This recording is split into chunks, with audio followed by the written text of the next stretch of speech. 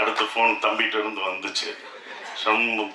செம்ம வண்டி அடிச்சாப்புல. அடித்தோடனே தம்பி சார் வர்றேன், நாளைக்கு தானே சொல்லிட்டாப்புல, நாளைக்கு காலையில் நான் வருவேன். நான் வராமையா, கண்டிப்பாக வந்து உன வார்த்தை வருவேன் அப்படின்னு சொன்னேன். ஸோ அப்படிதான் வந்திருக்கேன். அவர் ஏன்னா விஜயகாந்த் சார் இருந்தால் உரிமையாக கேட்பார் வாங்கன்னு. அவரை கேட்க விடக்கூடாதுன்னு நான் நினச்சேன். அதனால தான் அவரை வாங்கன்னு கூட கேட்க விடல அந்த டைம். ஏன்னா அதுதான் நாங்கள் வந்து விஜயகாந்த் சாருக்கு செய்கிற ஒரு இது. ஏன்னா அவர் எங்கள் மண்ணின் மைந்தர், எல்லாருக்கும் இப்போ மண்ணின் மைந்தர். எங்கள் ஊர் மதுரை, ரைஸ் மில்லு, இதெல்லாம் எனக்கு நினைவுடுது. அவரை வச்சு படம் எடுக்கணும்னா நாங்கள் நினச்சோம். கதையெல்லாம் சொல்ல போனப்போ அப்போ அது நடைபெறலை. ஆனால் அவர் பையனை வச்சு எடுக்கணும்னு எனக்கு ஒன்று வந்தது. அது ரொம்ப சந்தோஷமாக இருந்தது.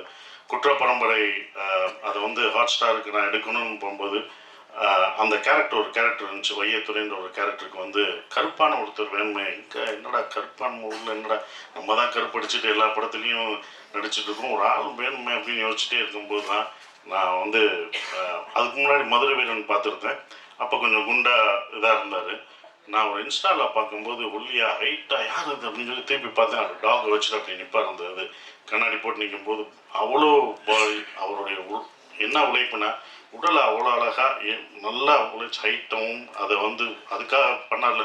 நான் கேட்டவனே தம்பி எப்படி தம்பி பண்ணீங்கன்னு. சார் நான் போய் இத்தனை மாதம் நான் ஹார்ட் ஒர்க் பண்ணி